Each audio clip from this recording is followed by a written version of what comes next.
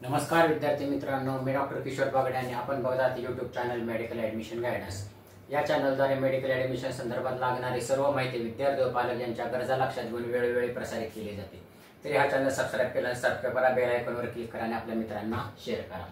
तर आजचा आपला विषय आहे, ज्या काही आपण पाठीमागं म्हणत होतो आपण 1300 जागा वाढणार आहेत महाराष्ट्रामध्ये मेडिकलसाठीच्या, त्यातल्या 1000 शासकीय आणि 200 प्रायव्हेट आणि 100 डीम्ड युनिव्हर्सिटीच्या। तर त्याच्यामध्ये ज्या काही जागा वाढणार होत्या त्याबद्दल आता प्रिंट मीडियामध्ये लेख आलेले आहेत की त्याच्यावर जरा प्रश्नचिन्ह आलेले आहे। तर आपण ह्याच्या पाठीमागे जाऊया। तर आपल्या सर्वांना माहिती होते की 10 मेडिकल कॉलेज महाराष्ट्रामध्ये येणार आहेत असा आपला गवगाव होता।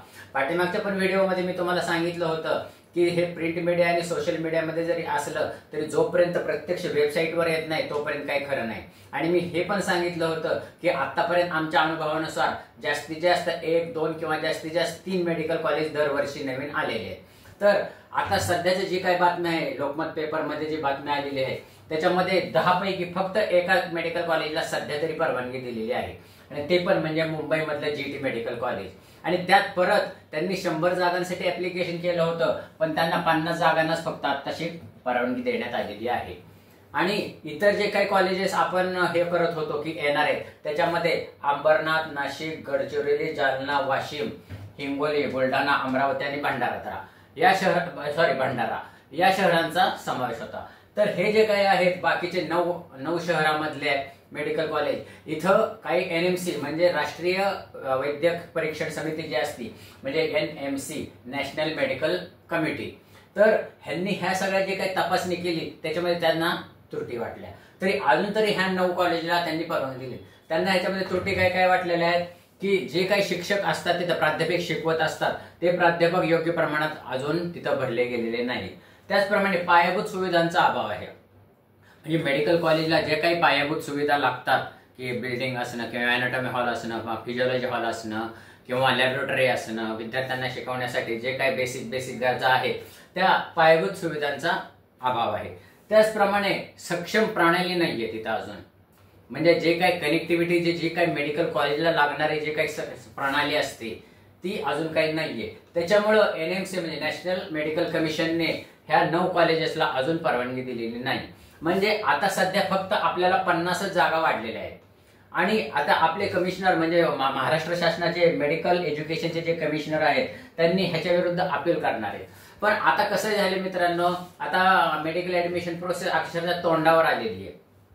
म्हणजे साधारणपणे आता 11 जुलैला जो काही रिझल्ट लागेल त्याच्यानंतर थोड्या दिवसातच मेडिकल ऍडमिशन प्रोसेस त्यांना चालू, कुठल्याही मार्गाने त्यांना मेडिकल ऍडमिशन प्रोसेस चालू करावी।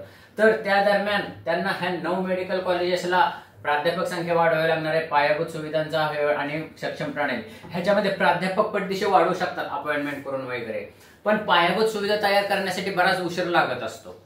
अलग लक्षात, आपल्या सर्वांनाच माहिती आहे आपलं घर बांधायचं म्हटलं तरी आपल्याला किती उशीर लागतो, तो घर बांधणे हा एक पायाभूत सुविधाच आहे। त्याप्रमाणे पायाभूत सुविधा तयार करणं तसं अवघड गोष्ट आहे, अलग लक्षात। आणि सक्षम प्रणाली म्हणजे इंटरकनेक्टिव्हिटीची जी काही प्रणाली असते ती तयार करणं पण थोडासा वेळ खाऊ पर्यंत। तर मित्रांनो, जे काही 9 कॉलेजला परवानगी दिलेली नाहीये त्यातल्या मला तर वाटतं साधारणपणे अजून 2 ते 3 कॉलेजला परवानगी मिळेल। आणि मुंबईचं जे काही जीटी मेडिकल कॉलेज आहेत त्यांनी 100 जागांसाठी जे ऍप्लिकेशन केलेले आहे त्यातले अजून 50 जागा वाढून मिळते जर त्यांनी योग्य प्रमाणात डेव्हलपमेंट केली तर, म्हणजे मुंबईच्या 100, अलग लक्षात। आणि ह्या ज्या काही 9 मेडिकल कॉलेजेसचे ऍप्लिकेशन केलेले आहे ते परत अपील करण्यात ह्याच्याकडे एनएमसी कडे, नॅशनल मेडिकल कमिशन कडे। तर ह्यातल्या 9 पैकी एक साधारणपणे 3 तरी कॉलेज अजून तयार होतील असं माझा जो पाठीमागचा जो पूर्वानुभव आहे 10 वर्षाचा, तर 3 मेडिकल कॉलेज अजून तयार होतील। म्हणजे साधारणपणे 100 मध्ये 300 आणि हे म्हणजे ह्या वर्षी एमबीबीएस साठी खूपच प्रयत्न केला तर प्रायव्हेट मेडिकल गव्हर्नमेंट मेडिकल कॉलेजसाठी 400 जागा वाढतील, अलग लक्षात, 400 जागा वाढतील। आणि मी पण मागच्या व्हिडिओमध्ये पण हेच म्हटलं होतं की साधारणपणे जास्तीत जास्त 4 मेडिकल कॉलेज येऊ शकतील, म्हणजे हे 400 आणि प्रायव्हेट मेडिकल कॉलेजचे 200। अजून प्रायव्हेट मेडिकल कॉलेज बद्दल कुठलीही बातमी आलेली नाही। तर प्रायव्हेट मेडिकल कॉलेजचे 200 आणि हे जे काही 100 आहेत डीम्ड मेडिकल कॉलेज ते आपण काउंट करायचे नाही, कारण त्याची फीज 20 लाख रुपये प्रतिवर्ष आहे. त्याच्यामुळे ते काय तो विषयच वेगळा आहे. तो काय ह्या व्हिडिओतला विषय नाही. म्हणजे आपल्या जे काही मास लोकांसाठी जे आहे हे प्रायव्हेट मेडिकल कॉलेज आणि गव्हर्नमेंट मेडिकल कॉलेज, ह्याचा जर 500चा जर विचार केला, 500 जागांचा जर विचार केला तर ह्याच्यासाठी ओपन साठी येतात 250 आणि रिझर्वेशन साठी येतात 250 आणि मग त्याच्यामध्ये फ्रॅक्शन केल्यानंतर मी मागच्या व्हिडिओमध्ये सांगितलेले कसं फ्रॅक्शन होतं. तर मित्रांनो ही होती आपली आजचा व्हिडिओचा विषय. 10 पैकी 9 कॉलेजला अजून मान्यता नाही. त्यामुळे आपण जे काही पाठीमागं म्हणत होतो 2-3 महिन्यापूर्वी, प्रिंट मीडिया म्हणत होती, सोशल मीडिया म्हणत होती आणि युट्यूब चॅनल सोबत पण आम्ही सांगत होतो की इतक्या जागा वाढणार, तितक्या जागा, साधारणपणे 1300 जागांवर खूप हे होतं की 1300 जागा वाढणार. पण ते काय आता शक्यता धुसर होत चाललेली आहे. साधारणपणे सगळा सिनारिओ लक्षात केला तर 300 ते 400 जागा वाढू शकतात आणि डीम्डसाठी 100.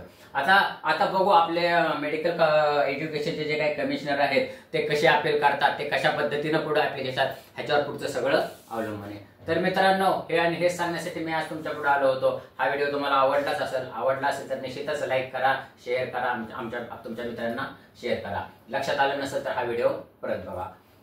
या व अशाच माहितीपूर्ण व्हिडिओसाठी या चॅनलला सबस्क्राईब करा, कारण हा चॅनल मेडिकल ऍडमिशन संपेपर्यंत तुमच्या बरोबर राहणार आहे. एवढे बोलून आजचा विषय थांबवतो. जय हिंद, जय महाराष्ट्र.